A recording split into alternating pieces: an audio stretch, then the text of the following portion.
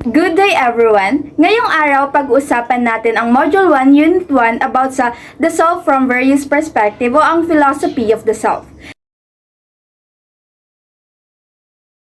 Basically, kung paano tinitignan ng iba't ibang philosophers yung tanong na, who am I? Now, ano naman ang philosophy of self? Ito yung pag-aaral kung ano ang nagpapayunik sa bawat isa sa atin. As subject of experience, parang sinasabi nito na ang self o sarili ay isang unified being, may consciousness, may awareness at may kakayahan na mag-decide at kumilos sa mundo. First, ano nga ba ang philosophy? Philosophy is more than just malalim na pag-iisip. Ito ay yung academic discipline na nag-i-investigate o nag-aaral sa nature at kahalagahan ng mga paniniwala natin, both ordinary and scientific. At dito ginagamit natin ang rational argument para i-check kung legit o tama ba ang mga konsepto, ano yung mga implication nila, paano sila magkakaugnay at kung paano sila nakakaapekto sa reality, knowledge at moral judgment. The Greeks. Kung babalikan natin ang history, malaki ang role ng mga Greeks. Sila yung unang seryosong nagtanong about sa myths at nagsimulang lumayo sa mga ito para mas maintindihan o maunawaan ang reality. Hindi lang sila basta nag-curious, gusto rin nilang makahanap ng logical at philosophical na sagot sa mga tanong gaya ng who am I o what is the true nature of a human being. In short, philosophy helps us understand ourselves in a deeper way. The Greeks started questioning myths at nagbigay sila ng iba't ibang perspective about the self hanggang ngayon. Ginagamit pa rin natin yung mga ideas nila para mas makilala natin ang sarili natin. Good day everyone! So today we will discuss the different perspectives of different philosophers in understanding the self. First, we have Socrates. Socrates was a classical Greek philosopher credited as one of the founders of Western philosophy. Sabi ni Socrates, the unexamined life is not worth living. Ano nga ba ang ibig sabihin nito? Self-knowledge or the examination of oneself as well as the question about how one should live one's life are very important concern because only by knowing yourself can you hope to improve your life. Pero, paano nga ba natin ma-examine ang ating life in order to have a worth living? So, syempre, we need to have a self-reflection. Need natin mag-reflect sa mga actions na ginagawa natin everyday to assure na buhay talaga tayo at wala tayong masasayang ng mga oras. We also need to know our values and goals. Kung ano ba talaga yung mga dapat natin pinapanindigang values. Kung anong purpose natin, and ano yung mga gusto nating gawin. And of course, we need to know kung bakit ba tayo nabubuhay. Kung ano ang mga plano natin. Kung ano ang kailangan nating magawa. Kung ano yung mga dapat nating isakatuparan. And syempre, kailangan aware tayo kung ano ba yung mga dapat nating i-improve sa ating sarili. Our next philosopher is Plato. He was a highly influential ancient Greek philosopher. He also a student of Socrates and later became the teacher of Aristotle. He believed the soul, not the physical body, is the true self and it is immortal. Based on Plato, there are three components to the soul, which are the rational or reasoning, the seat of intellect, logic, and wisdom. It strives for knowledge and understanding of the forms. So dito tayo nakakapag-isip, nakakapag-reflect, and nakakapag-analyze.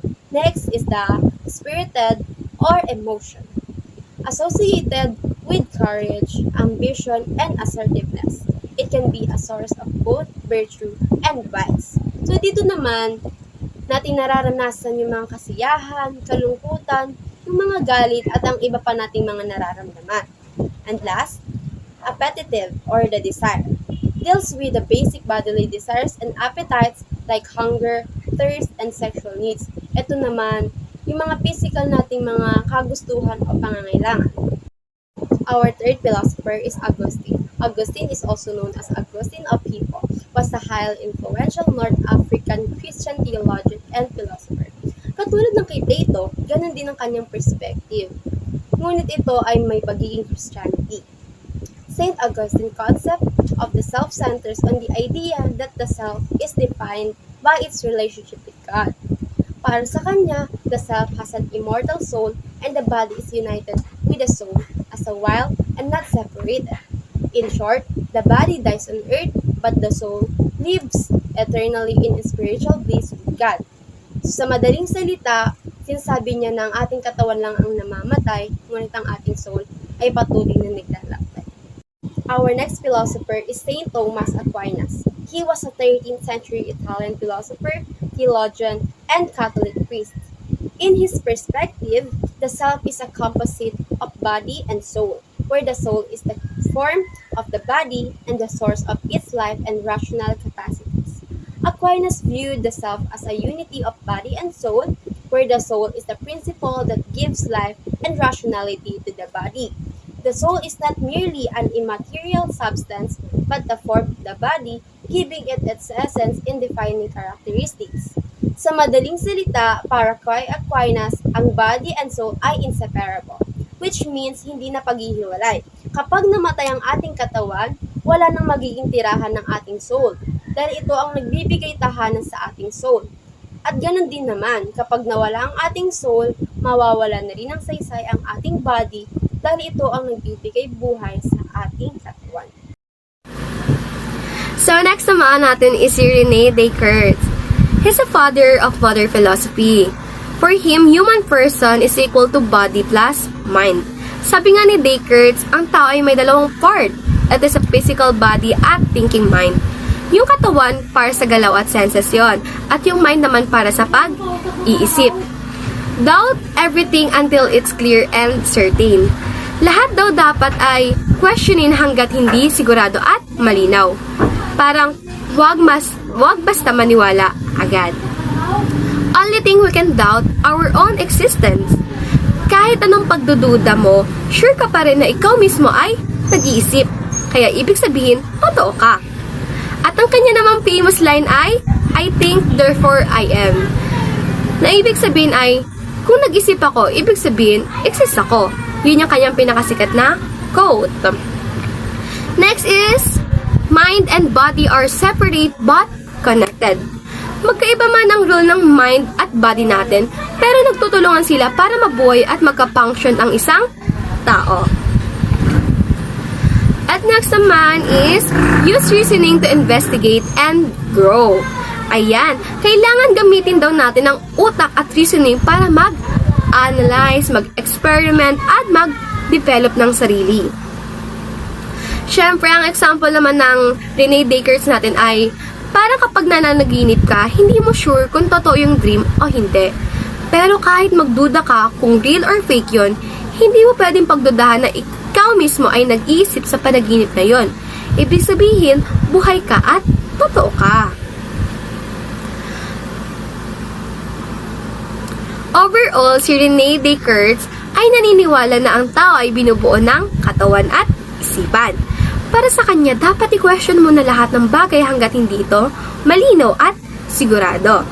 Ang tanging hindi natin pwedeng pagdudahan ay ang mismong pagkakaroon natin bilang tao. Kasi kung nag-iisip tayo, ibig sabihin, buhay tayo. At magkaiba man ang rule ng katawan at isipan, pero magkasama silang gumagana.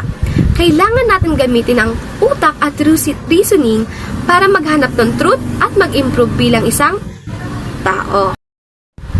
So next naman is si David Hume, Experiencism and Bundle Theory.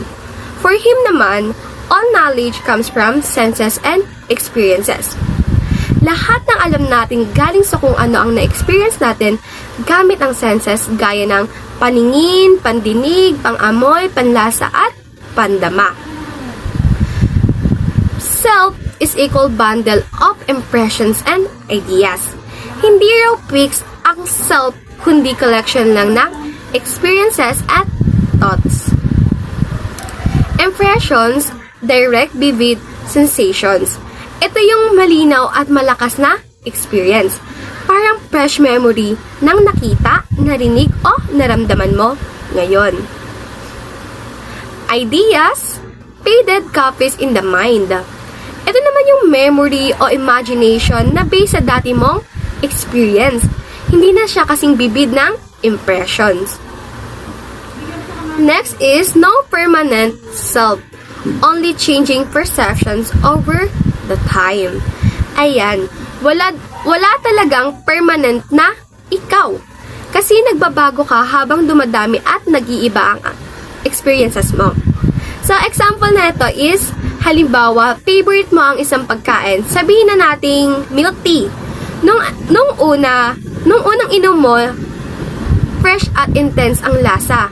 Yun ang impression. Pag naalala mo siya weeks later, hindi na kasing bibid ang memory. Yun naman yung idea. Over time, pwede ring magbago ang taste mo. Dati favorite mo, pero after ilang taon, baka hindi na. Ibig sabihin, nagbabago rin si self mo. Overall, si David Hume ay naniniwala na lahat ng alam natin ay galing sa senses at experiences natin. Para sa kanya, wala talagang permanent na self, kundi isang halo-halo o bundle ng impressions at ideas na laging nagbabago. Ang impressions ay malinaw at fresh na experience na nararanasan mo ngayon, habang ang ideas naman yung ala-ala o kopya nun sa isip mo. Ibig sabihin, nagbabago ang pagkatao natin habang dumarami at nag-iiba ang mga experiences natin sa buhay.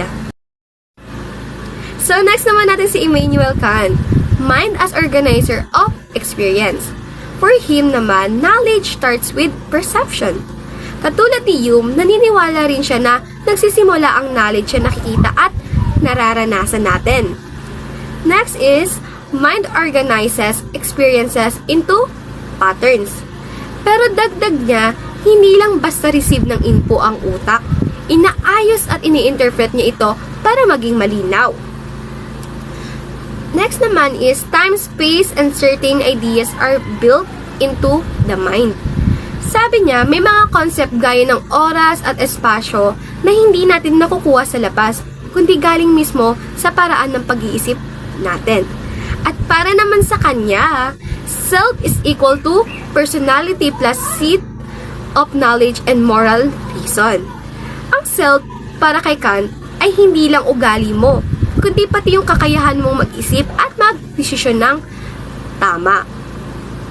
Rule of respect, treat others as you treat yourself.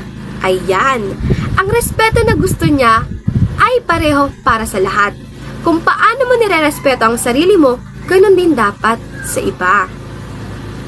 Next is, all humans have equal dignity. Walang mas mataas o mas mababa.